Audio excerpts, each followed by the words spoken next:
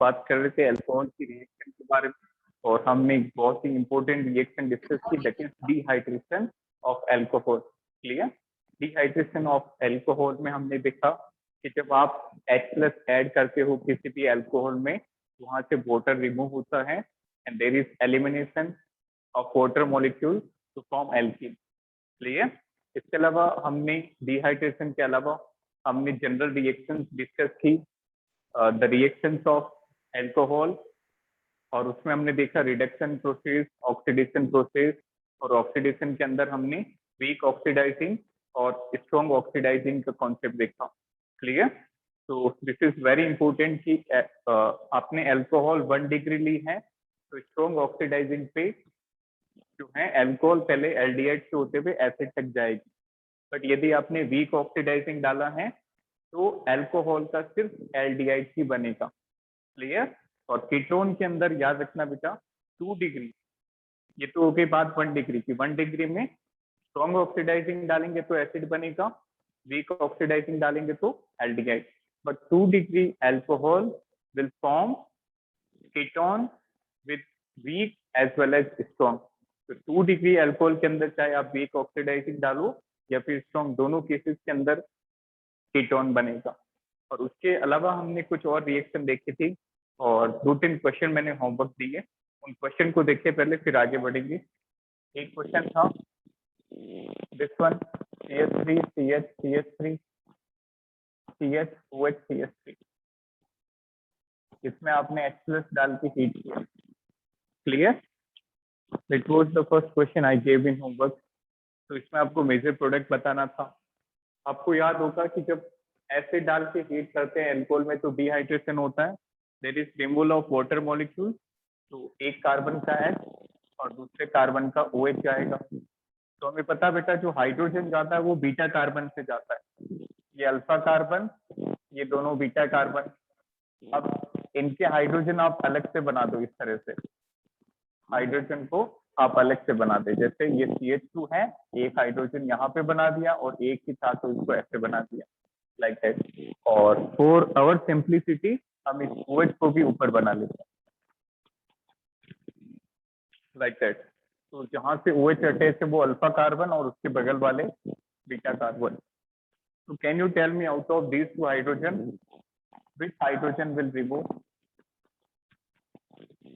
first or second, which will remove, first one और second one? वो hydrogen remove होगा जिससे एक स्टेबल एल्कीन बनेगी। Clear? First is correct answer. Clear? More substituted alkene बननी चाहिए जिसमें नंबर ऑफ हाइपर कॉन्जुगेशन ज्यादा हो। नोटेड? तो answer will be, major product बनेगा CH3C, यहाँ से अलग कर दो वो तक, यहाँ पे डबल बॉन्ड बना लो, बाकी एज इट इज।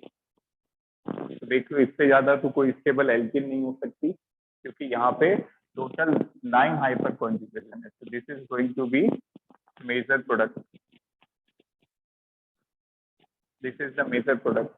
अब यहाँ पे एक ध्यान देने वाली बात क्या है, सी बेटा हमें पता है कि कार्बोकेटाइन इंटरमीडिएट बनता है इस रिएक्शन में, तो ये रिएक्शन डायरेक्टली नहीं हो जाएगी, इस रिएक्शन के अंदर एक बार रीअरेंजमेंट होगा। GOATed?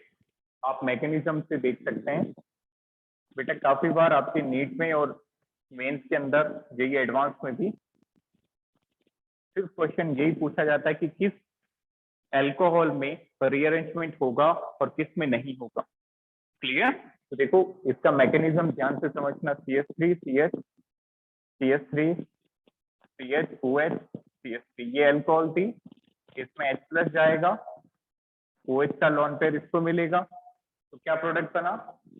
CH3 CH CH3 CH OH2 plus आ गया, OH था, एक हाइड्रोजन जुड़ा तो OH2, इसने लॉन पेयर दिया तो प्लस आ गया। अब हमें पता है कि ऑक्सीजन पे पॉजिटिव अनस्टेबल होता है तो ये जल्दी से ऑक्सीजन इलेक्ट्रॉन लेके यहाँ से रिमूव हो जाएगा H2O की फॉर्म में। क्लियर? अब क्या होगा बेटा, कार्बोकेटाइन बन गया this one, CH3 CH3 CH plus CH3, like that. तो क्या आप डायरेक्टली यहाँ से प्रोडक्ट बना देंगे? प्रोडक्ट तो यहाँ से भी सेम मिलेगा। यहाँ से आप एलिमिनेशन कराओ, हाइड्रोजन को इलेक्ट्रॉन दो, हाइड्रोजन को फ्री कर दो, तो देखो डबल बॉन्ड यहाँ पे आ जाएगा this one. But this is wrong, can rearrangement is possible in this reaction. सोचो कैसा रीअरेंजमेंट करें ताकि ये कार्बोकेटाइन स्टेबल बन जाए। इस कंडीशन में ये 2 degree, right now it is 2 degree carbocation. Clear? तो देखो ये हाइड्राइड शिफ्ट करा देते हैं, ये हाइड्रोजन इस कार्बन को दे दो, तो due two hydride shift 1-2 hydride shift होने के कारण अब जो कार्बोकेटाइन बना बेटा वो स्टेबल बन गया, this one CH3 CH3 CH2 CH3 like that. Now this become 3 degree carbocation. बेटा प्रोडक्ट तो यहाँ से भी सेम बनेगा, but the reaction will always completed by forming a stable intermediate.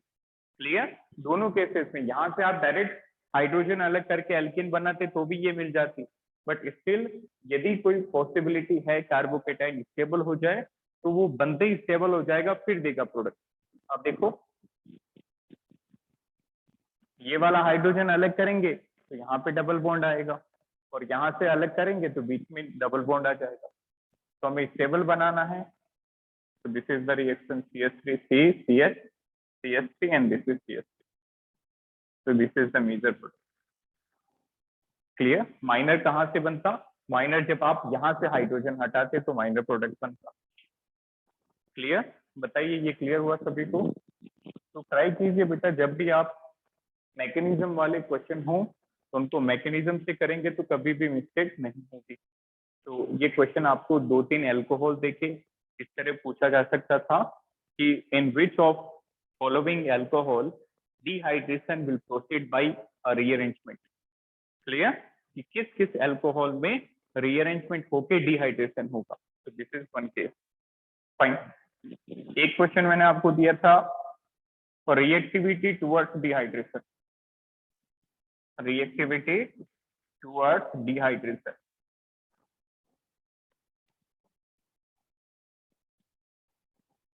This one, ये एल्कोहल थी, एक OH, एक डबल बॉन्ड के साथ OH और 2 डबल बॉन्ड के साथ OH। आई थिंक यही क्वेश्चन था। क्लियर? एक हमने क्लास में किया था रिएक्टिविटी का, एक ये होमवर्क मैंने दिया था। तो बेटा यहाँ पे कैसे चेक करना, याद करो कि जो डिहाइड्रेशन की रिएक्टिविटी है वो कार्बोकेटाइन की स्टेबिलिटी के प्रोपोर्शनल है। जितना कार्बोकेटाइन, जितना इंटरमीडिएट स्टेबल होगा उतना डिहाइड्रेशन फास्ट होगा। तो if we talk about reactivity order, reactivity of dehydration is directly proportional to stability of carbocation। Clear? तो कार्बोकेटाइन कैसे बनता है? ये ऑक्सीजन अपना लोन पेयर, देखो ध्यान से, हर एक स्टेप में यही होता है।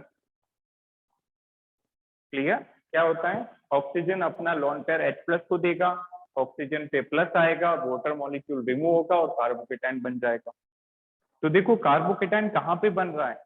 यहाँ से, जिस कार्बन से ऑक्सीजन निकल रहा है, isn't it?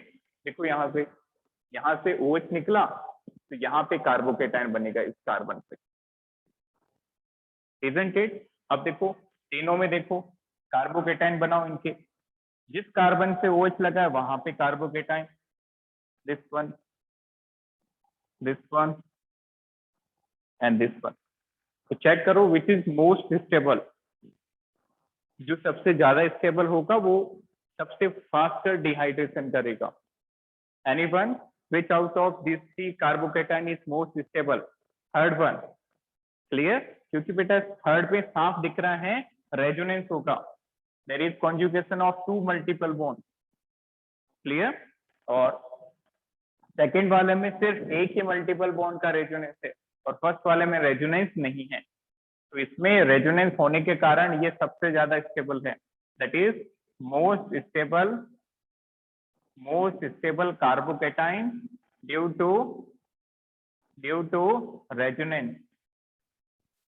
तो जितना ज्यादा स्टेबल होगा उतना ज्यादा रिएक्टिव होगा। तो ऑर्डर ऑफ रिएक्टिविटी इज, यहाँ भी रेजोनेंस है बट यहाँ पे उतना ज्यादा एक्सटेंट नहीं है।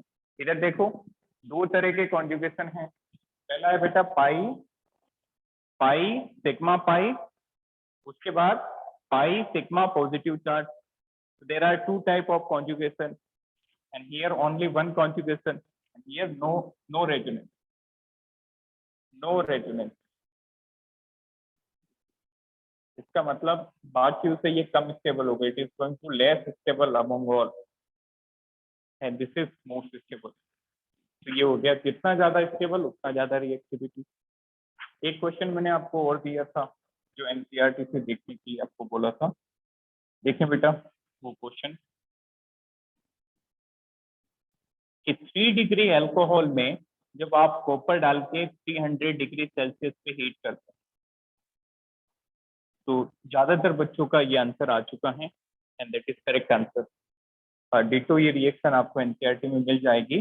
बेटा कॉपर जो होता है वो ऑक्सीडेशन करता है, याद है वीक ऑक्सीडाइजिंग में हमने इसको रखा था. तो अल्कोहल 1 डिग्री होगी तो क्या बनेगा, एल्डिहाइड. अल्कोहल 2 डिग्री होगी तो बनेगा कीटोन. क्लियर. बट अल्कोहल यदि 3 डिग्री होगी तो यहाँ पे बेटा ऑक्सीडेशन नहीं होके एलिमिनेशन होगा. क्लियर. तो जो एक्सेप्शनल केस होते हैं वो ज्यादा इंपॉर्टेंट होते हैं. तो यहाँ पे 3 degree will not oxidise, it will undergo elimination.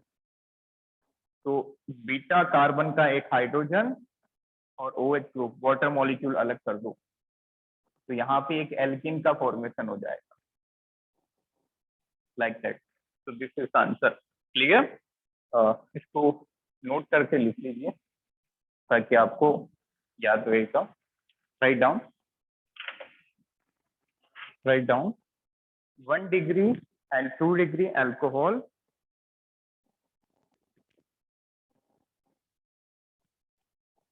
1 degree and 2 degree alcohol will undergo oxidation with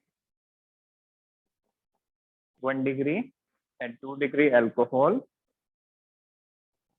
will undergo oxidation with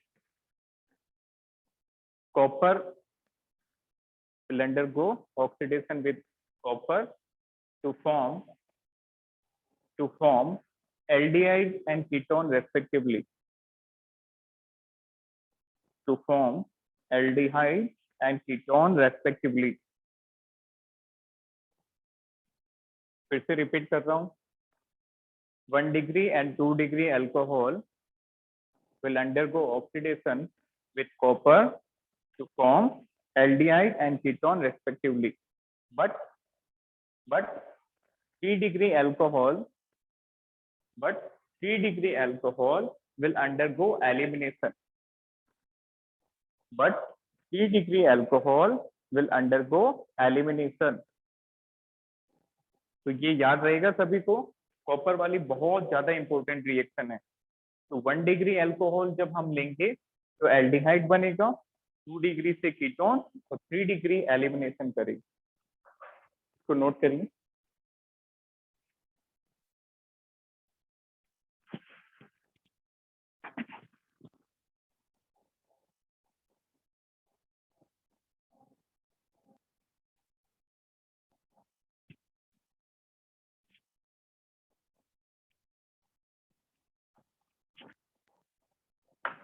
लिखा सभी ने. चलिए नेक्स्ट एक तरह का रीअरेंजमेंट है बेटा, particular rearrangement that is known as pinacol and pinacolone rearrangement. ये जो टॉपिक है ये जेई पॉइंट ऑफ व्यू से जो नॉन मेडिकल के बच्चे हैं उनके लिए ज्यादा इंपॉर्टेंट है.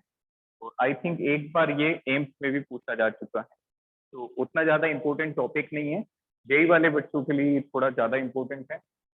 स्नेट में इतना ज्यादा नहीं पूछा जाता बट आ सकता है. Next topic, write down फिनाकोल.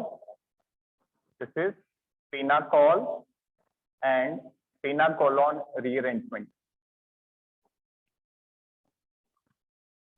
इसके क्वेश्चन आपके मॉड्यूल में भी मिलेंगे. Pinacol and pinacolone rearrangement.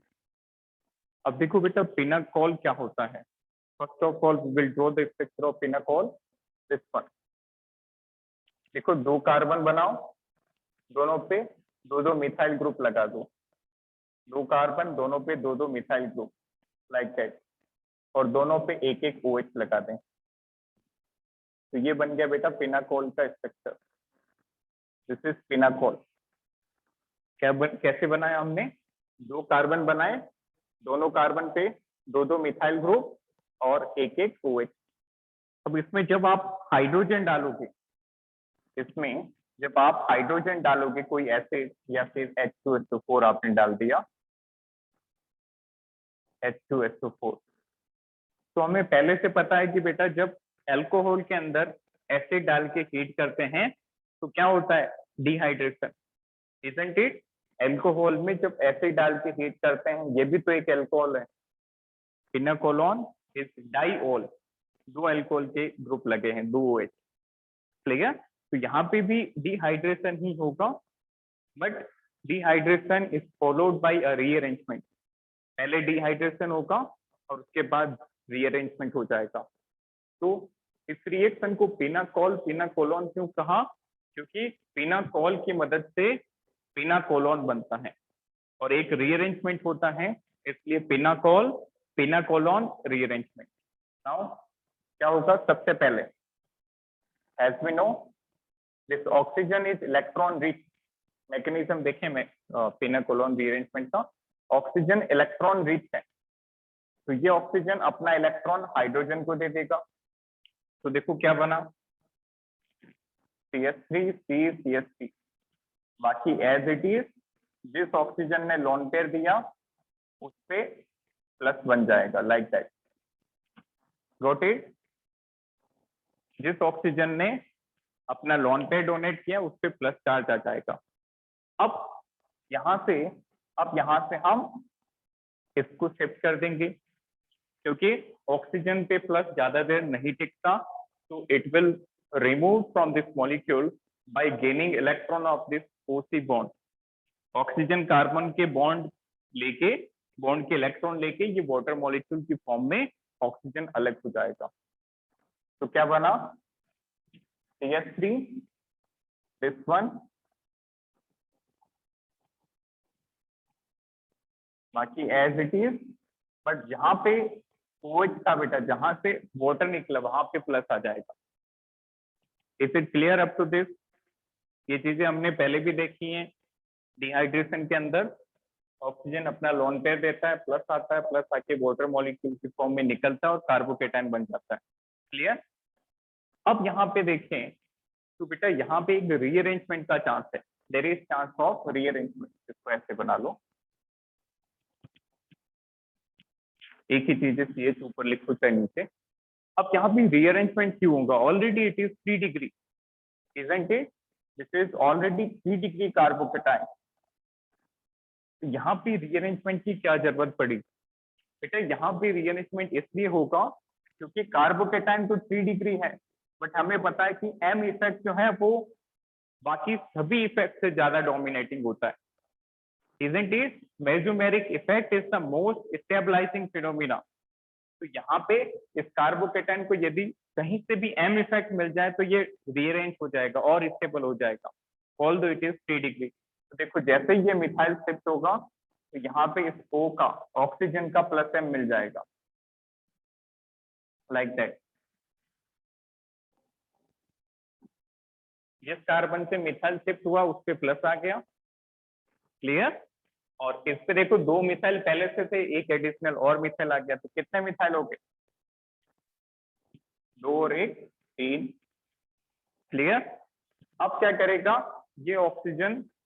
ये रीअरेंजमेंट किस लिए हुआ? ऑक्सीजन के लोन पेयर लेने के लिए, ऑक्सीजन के प्लस M के लिए। तो ये ऑक्सीजन अपना लोन पेयर दे देगा, ऑक्सीजन जैसे ही लोन पेयर देगा तो फाइनल कंपाउंड बन जाएगा हाइड्रोजन निकल के, that is CH3 C double bond O C CH3 CH3 CH, like that, that's it. So this is the final product which is known as pinacolon. Got it?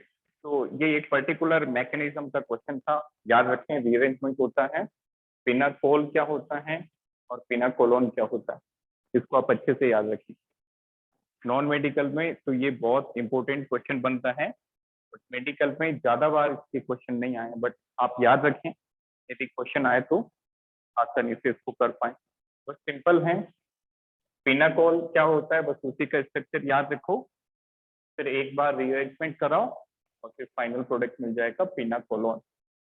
Clear? तो ये अलग एक named reaction थी। Now next, test of alcohol. Right down, test for alcohol.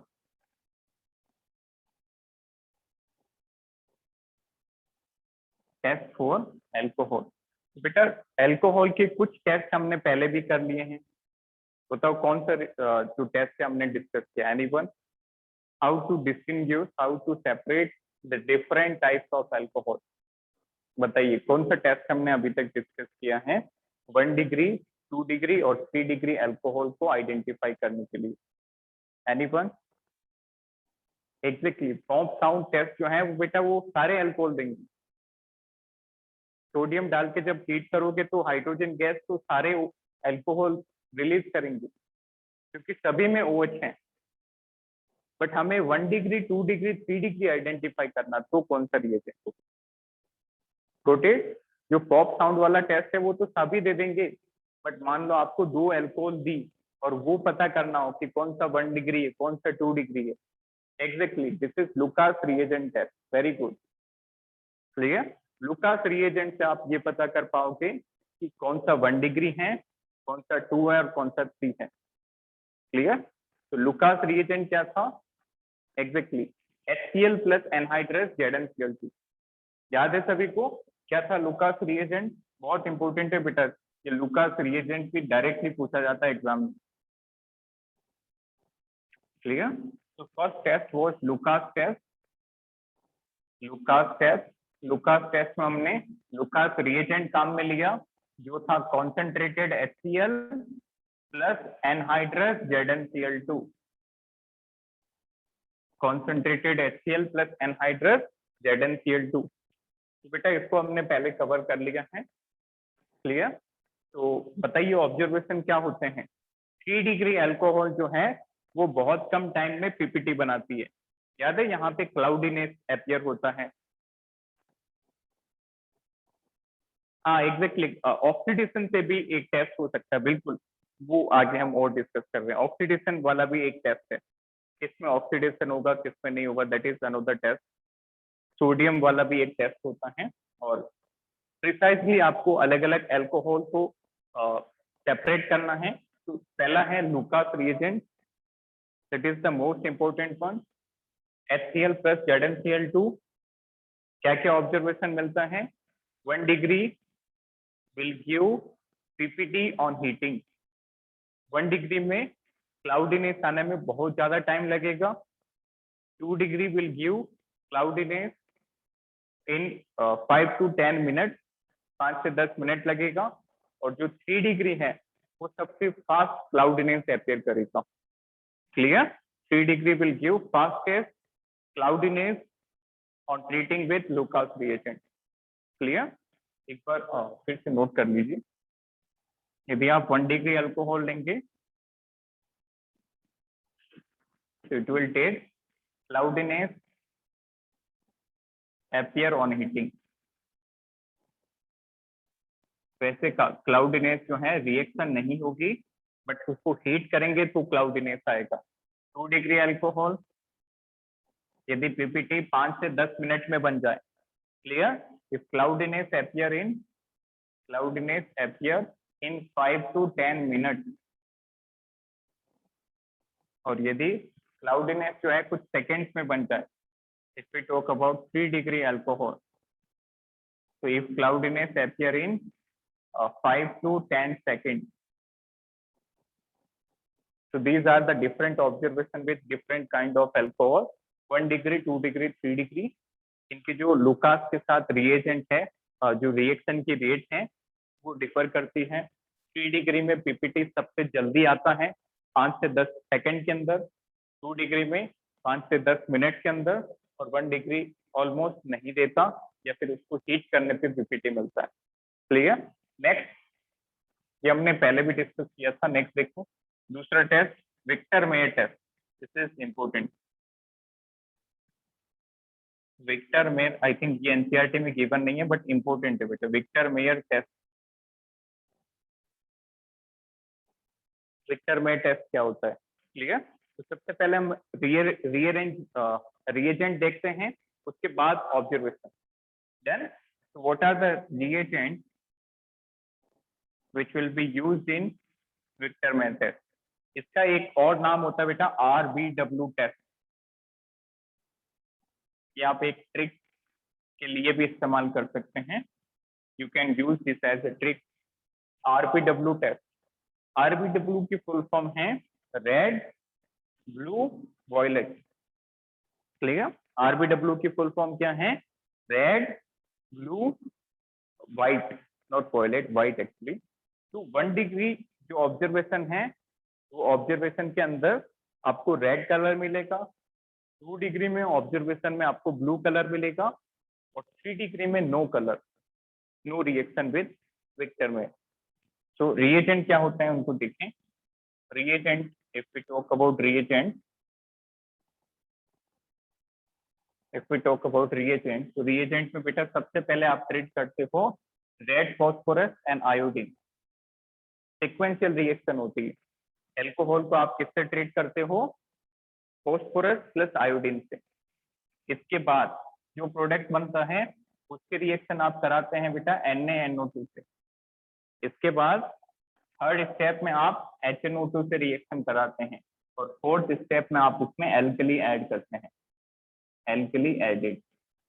इसके बाद आपको observation मिलना start हो जाए। You will get different observation. फिर से देखो, विक्टर मेयर टेस्ट में इसको RBW टेस्ट भी कहते हैं। रिएजेंट है phosphorus iodine, followed by NaNO2, followed by HNO2, followed by alkali। Clear? Alkali का मतलब बेस। अब देखो ऑब्जर्वेशन की बात करें तो बेटा इसकी रिएक्शन वाला पार्ट उतना इंपॉर्टेंट नहीं है, बट स्टिल यदि कोई क्वेश्चन आए तो आप मुझे सेंड करिए, I will give you the reaction. Clear? That's why we are not discussing the reaction, it's reaction part is not important. आप सिर्फ रिएजेंट याद रखिए और ऑब्जर्वेशन याद रखिए। इसका रिएक्शन वाला पार्ट ना तो जेई वाले बच्चों के लिए इंपॉर्टेंट है, ना ही नीट वाले बच्चों के लिए। नीट वाले एक रिएक्शन फिर भी मैं बता दूंगा बट इंपॉर्टेंट नहीं। देखें, 1 degree alcohol,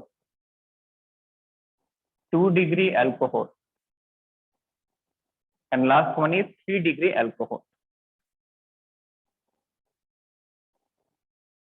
like that. Got it? अब देखो बेटा RBW एक ट्रिक है आपकी। 1 डिग्री एल्कोहल जो है वो रेड कलर देते हैं, that is red colouration, red colouration. Clear? Primary will give you red color. If we talk about 2 degree alcohol, 2 degree will give you blue coloration, blue coloration। और 3 degree में हमने लिखा बेटा व्हाइट, व्हाइट का मतलब कुछ भी नहीं होता, मतलब रिएक्शन नहीं होगी। यदि आपको पूछा जाए कि कौन सा अल्कोहल विक्टर मेयर टेस्ट नहीं देता, तो 3 degree, 3 degree no observation, no observation. Clear? इसको नोट करिए। एक रिएक्शन मैं बता देता हूँ, बट रिएक्शन वाला पार्ट इसके लिए इंपॉर्टेंट बिल्कुल नहीं है। टेस्ट पूछा जा सकता है, ऑब्जर्वेशन पूछी जा सकती है, रिएजेंट पूछे जा सकते हैं, but reaction of Victor Meyer is not important.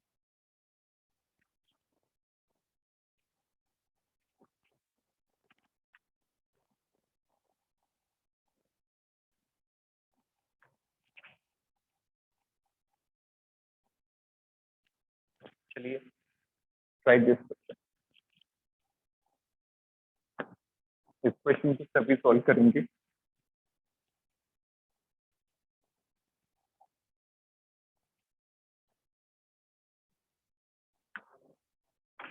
This one, which of following alcohol will give blue color in Victor Mayer test, in Victor Meyer test, Victor Meyer test के अंदर कौन सी अल्कोहल जो है ब्लू कलर देगा? First one CH3CH2OH, second option CH3CCH3, this is C2H5OH, third CH3COH, CH3H, fourth is none of these. बताइए, which of following alcohol will give blue color with Victor May test? Exactly, third is correct. Very good, third is correct. Clear? कैसे पता चला? इनकी degree देखना है. Clear? If we talk about the observation, this is RBW, red, blue, violet, red, blue and white. No observation. White का मतलब no test. तो 1 degree होगा, रेड कलर देगा, 2 डिग्री ब्लू कलर देगा और 3 डिग्री ऑब्जर्वेशन नहीं देगा. तो आंसर ये 1 डिग्री अल्कोहल है. It will give red colour with Victor में. It is 3 degree alcohol. 3 degree carbon है क्योंकि ये 3 कार्बन से अटैच है और 3 कार्बन पे OH लगा है, तो 3 डिग्री. तो it will give you no observation या नो रिएक्शन या white colour, no reaction with Victor में. अब देखो बेटा, इस केस में देखें तो ये 2 कार्बन से अटैच है. It is 2 degree carbon.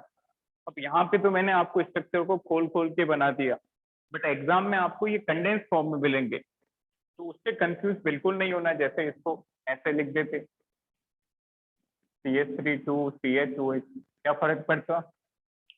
Isn't it? होता तो वही स्ट्रक्चर. क्लियर? यहाँ पे हमने इसको डायरेक्टली ओपन करके लिखा था CH3CHOH, एक ही बात है.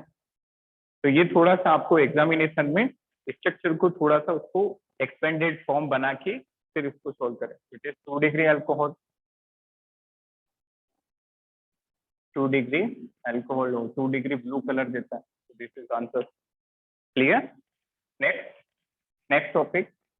नेक्स्ट है बेटा सम कॉमर्शियल अल्कोहल. सम कॉमर्शियल अल्कोहल. ये कभी कभार बोर्ड में भी पूछा जाता है और कभी कभार नीट जेई में भी क्वेश्चन आ जाते हैं. इसको कुछ समझने की चीज नहीं है. This is totally fact based. Clear? 2-4 reaction है.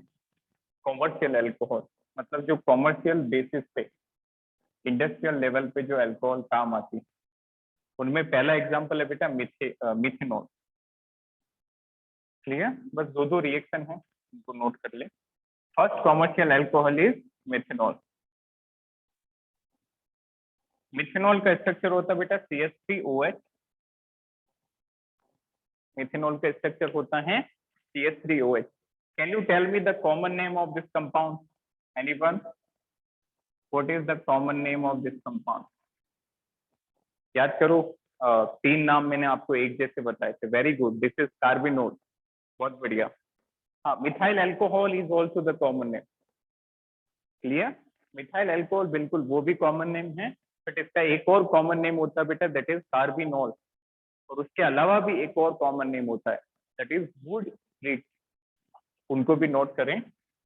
एक कॉमन नेम इसका मिथाइल अल्कोहल, जो तो हम नॉर्मली करते ही आए हैं, इजंट इट? एल्काइल अल्कोहल लिखते हैं अल्कोहल को. सेकंड, इसको कार्बिनोल भी कहते हैं. थर्ड, इसको वुड स्प्रिट भी कहते हैं. ये एनसीईआरटी में गिवन है. वुड स्प्रिट, वुड स्प्रिट मतलब लकड़ी की आत्मा. लकड़ी की आत्मा इन द सेंस, जब लकड़ी को आत्मा कब बाहर निकलती है? जब शरीर को जलाया जाता है. तो यहाँ पे भी बिल्कुल वही सेंस है कि जब आप वुड को बर्न करोगे, if you burn the wood, then this methanol will produce. So this methanol is produced by the destructive distillation of the wood. Clear? That's why it is known as wood sprit. ये याद रखना, इसको पूछा जाता है कि इसको wood sprit क्यों कहते हैं. Because इसका रीजन आप लिखें, because it is obtained by destructive distillation of wood. That's why this is known as wood split. Clear? अब देखें इसके मेथड ऑफ प्रिपरेशन। सबसे पहले हम बात करें इसको बनाया कैसे जाता है। तो नंबर वन देखें, सबसे पहले हम बनाएंगे from water gas. Water gas की मदद से मिथेनॉल कैसे बनाते हैं। Can you tell me what is water gas? Very important. Clear? ये 11th का टॉपिक है बट बहुत ज्यादा इंपॉर्टेंट है बेटा। एनीवन? ये NEET, JEE Main, advance, AI PMT, AI triple E, हर जगह ये पूछा जा चुका है। दो तरह की गैसेस होती हैं, एक होती है बेटा वाटर गैस और एक होती है producer gas. Very good Mayank, बहुत बढ़िया। CO प्लस H2 का मिक्सचर होता है वाटर गैस। बहुत बढ़िया, exactly. CO plus H2 is known as water gas. Clear? ये आप क्लास 11th में हाइड्रोजन वाले चैप्टर में पढ़ते हैं। जब हाइड्रोजन के मेथड ऑफ प्रिपरेशन पढ़ते हैं तो वहां से ये वाटर गैस का एक बहुत ही इंपॉर्टेंट तरीका होता है हाइड्रोजन बनाने का। क्लियर? तो इसको आप याद रखें, water gas is CO plus H2। Clear? Water gas होता है बेटा CO plus H2। CO is not cobalt, CO is carbon monoxide. Carbon monoxide plus hydrogen gas. This is the equimolar mixture, मतलब 1 मोल इसका और 1 मोलर इसका, दोनों के mole same होने चाहिए। अब देखें वाटर गैस से कैसे बनाएंगे। CO प्लस H2 आपने लिया, प्लस इसमें एक और हाइड्रोजन डाला और रिएक्शन कराई। इन the presence of catalyst Al2O3 ZnO Cr2O3, temperature is 200 to 300, will give you methanol. तो बेटा एक बार ये कैटलिस्ट भी इस रिएक्शन का पूछा गया था एग्जामिनेशन में, ये भी इंपॉर्टेंट है, को भी स्टार मार्क करें। तो मिथेनॉल बनाने का सबसे पहला मेथड है from water gas. Water gas is CO plus H2, hydrogen डाल के रिएक्शन कराएंगे इन the presence of catalyst alumina ZnO Cr2O3, clear, zinc oxide, chromium oxide, and temperature is from 200 to 300 and the product is methanol. एक और तरीका है इसको बनाने का, उसको भी नोट कर लें। Second, by oxidation of methane.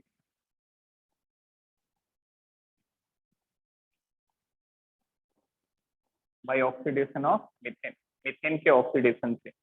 Oxidation का मतलब ऑक्सीजन ऐड करना। तो मिथेनॉल को बनाने के लिए आप मीथेन में ऑक्सीजन ऐड कर दो। तो बेटा ये कॉपर ट्यूब जो है उसके अंदर ये रिएक्शन होती है and you will get methanol as your main. Clear?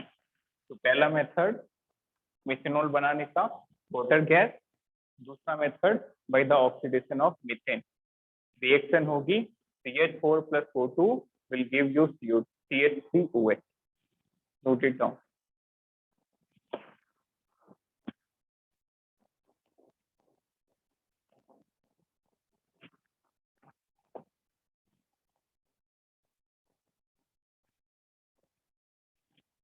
Note it down. तो एक और कॉमर्शियल अल्कोहल बेटा दैट इज इथेनॉल। ये था मिथेनॉल, इसके बाद देखेंगे इथेनॉल।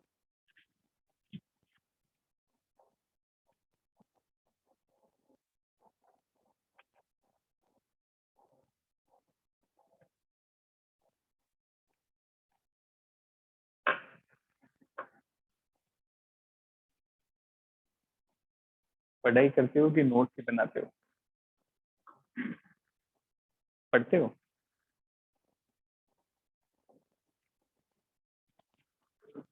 हैं?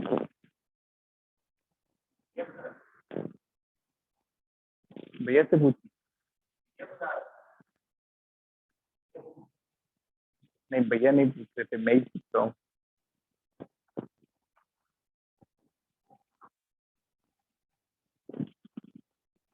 चलिए नेक्स्ट वन, सेकंड हेडिंग डालें, इथेनॉल।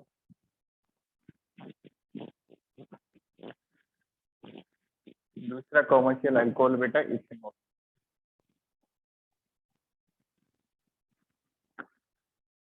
इसमें भी एक दो मेथड्स हैं, उनको देखें। First one, first method to prepare ethanol. Write down second commercial alcohol is ethanol. Ethanol का स्ट्रक्चर होता है CH3 CH2 OH, alcohol of 2 carbon. Clear? इसका कॉमन नेम होता है बेटा, एक तो आप बता सकते हैं, very simple, that is ethyl alcohol. One is ethyl alcohol, और दूसरा इसको ग्रेन अल्कोहल भी कहते हैं, very very important, it is also known as grain alcohol. तो पहला कॉमन नेम है ethyl alcohol and second one is grain alcohol. अब इसको बनाने के तरीके, तो पहला जो मेथड है, if we talk about method of preparation,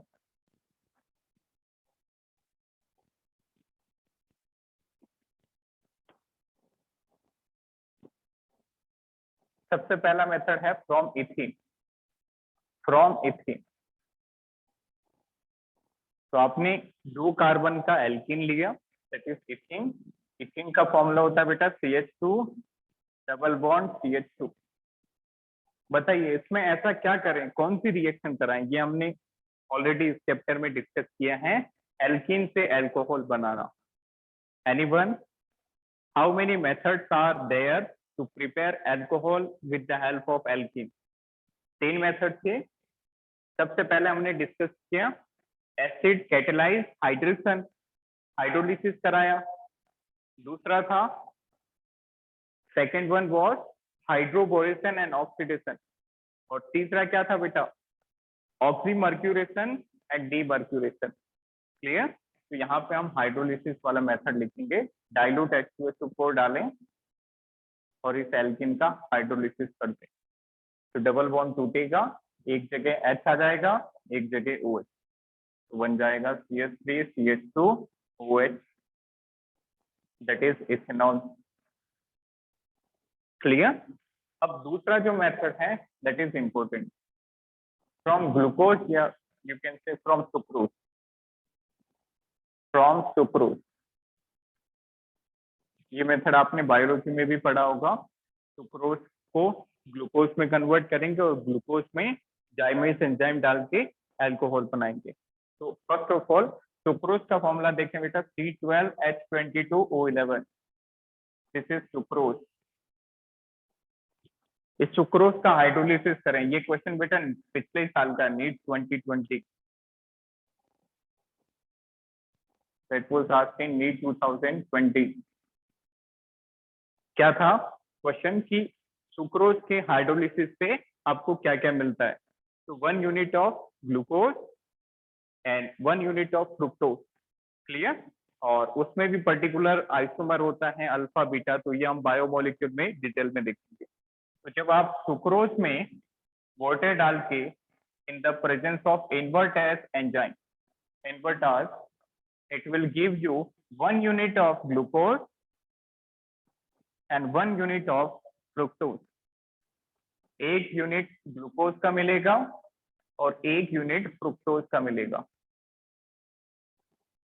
बेटा दोनों में क्या रिलेशन है? दोनों का फॉर्मूला सेम है, they are having same molecular formula, C6H12O6। Can anyone tell me which type of isomer they are? Anyone? Glucose and fructose. Anyone? No.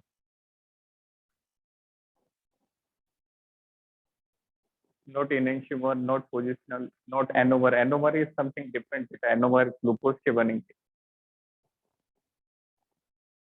Metamer भी गलत है।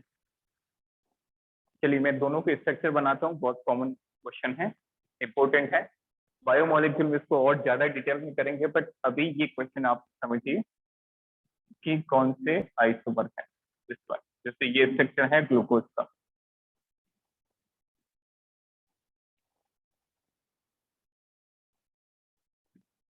ये हमने ग्लूकोज बनाया। सेकंड देखें बेटा, CH2OH, C double bond O, CH2OH, this is the structure of fructose। Anomer, epimer, ये सारे इराइथोस, थायोस, ये सारे हम बायोमोलिक्यूल में अलग से देखेंगे। नाउ अब देखो दोनों का स्ट्रक्चर आपके सामने है।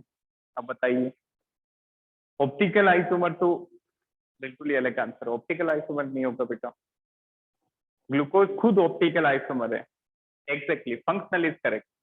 क्लियर, ये फंक्शनल आइसोमर है। ऑप्टिकल तो होगा, मतलब ग्लूकोज अकेला पूछा जाता तो ग्लूकोज ऑप्टिकली एक्टिव है। Clear, that was not the question. Question was how glucose and fructose are related with each other. Optically active is incorrect answer because glucose भी optically active है, ना तो इसमें plane of symmetry है ना center of symmetry, और fructose भी optical active है, but both are related as functional isomer. Clear? Glucose में देखोगे तो यहाँ पे आपको एल्डिहाइड फंक्शनल ग्रुप मिलेगा, और यहाँ पे आपको फ्रुक्टोज के अंदर कीटोन मिलेगा। So they are differing in having same molecular formula but differing in functional group. So glucose and fructose are functional isomers. Clear? इसको आप बाद में बना लीजिएगा, तो ये थोड़ा याद रखें, important है। Epimer, anomer, these are different things and remember both are optically active. चलिए नेक्स्ट। अब हम यहाँ पे इथेनॉल प्रिपेयर कर रहे हैं। क्लियर? तो सबसे पहले हमने सुक्रोज को हाइड्रोलिसिस कराया in the presence of invertase enzyme to form glucose and fructose. Now ये जो ग्लूकोज है, इस ग्लूकोज की मदद से सेकेंड रिएक्शन देखो। पहले स्टेप में ग्लूकोज बना, अब ग्लूकोज की रिएक्शन कराएंगे C12H6H12O6 in the presence of Zymase enzyme. In the presence of Zymase enzyme will give you ethanol C2H5OH plus CO2 like that. तो ये बन गया ethanol. This one clear. Reaction complete करें तो एक और मॉलिक्यूल होता है बेटा, यहाँ पे वाटर भी रिलीज होगा। क्लियर। तो सबसे पहले स्टेप ने सुक्रोज को ग्लूकोज में कन्वर्ट किया, एंजाइम पूछा जाता है इन्वर्टेज एंजाइम, फिर ग्लूकोज को कन्वर्ट कर दिया हमने इथेनॉल में with the help of जाइमेज enzyme. Clear. इसी तरह से एक और मेथड होता है, स्टार्च से भी हम इथेनॉल प्रिपेयर कर सकते हैं। We can prepare the glucose with the help of starch. Clear. तो स्टार्च वाली रिएक्शन भी देखते हैं। Next is with the help of starch. Starch का फॉर्मूला है, देखिए from starch is C6H10O5 and this is whole N। ये आपको डायरेक्टली मेंस लेवल पे डायरेक्ट फॉर्मूला पूछा जा सकता है। What is the general formula of starch? N is the unit, C6H10O5 it is the general formula of starch. Starch का बेटा hydrolysis करेंगे in the presence of enzyme diastase. Clear. तो ये स्टार्च बना देगा maltose, it will form a disaccharide, ये बना देगा maltose, that is C12H22O11, C12H22O11 ये बन गया माल्टोज। अब जब माल्टोज में आप माल्टाज एंजाइम डाल के हाइड्रोलिसिस करेंगे तो यहाँ पे बन जाएगा ग्लूकोज,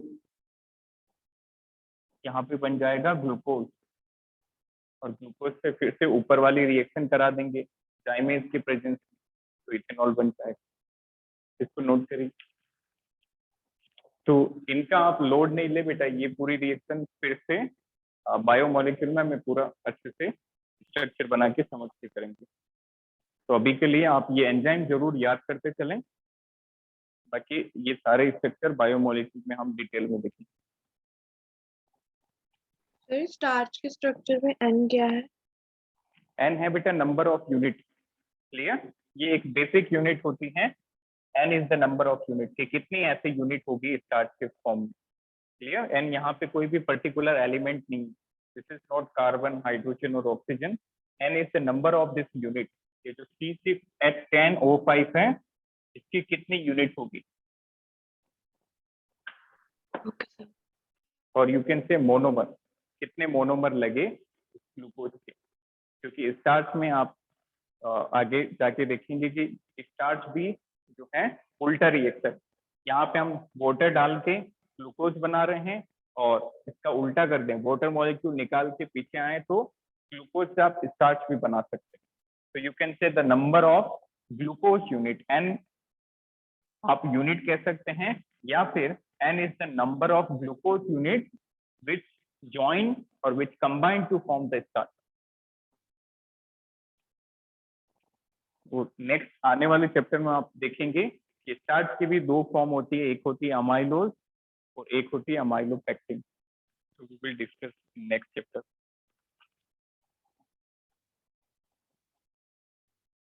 लिखा सभी ने? Now, any doubt in today's lecture? Anyone?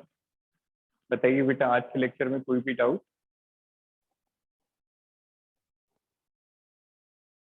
चलिए, नो डाउट। तो इसके बाद नेक्स्ट चैप्टर से हम ये अल्कोहल वाला पार्ट यहाँ पे कवर होता है। क्लियर? एक बार इसकी एनसीईआरटी जरूर आप पढ़िए बेटा, और कोई रिएक्शन आपको और मिले, you find any new reaction, वैसे तो ऑलमोस्ट एनसीईआरटी से ऊपर ही ज्यादा ही रिएक्शन यहाँ पे हमने कवर की, बट स्टिल कोई ऐसे क्वेश्चन आपको कंफ्यूजिंग लगे तो वो आप नोट्स में जरूर ऐड करिए। और इसके बाद कल के लेक्चर में हम यहाँ से फिनॉल स्टार्ट करेंगे, and then after phenol we will cover ether. Clear? तो इस चैप्टर में आपको 3 फंक्शनल ग्रुप मिलते हैं, अल्कोहल, फिनॉल एंड ईथर। तो यहाँ से हम नेक्स्ट क्लास में कंटिन्यू करेंगे। Thank you, have a nice day.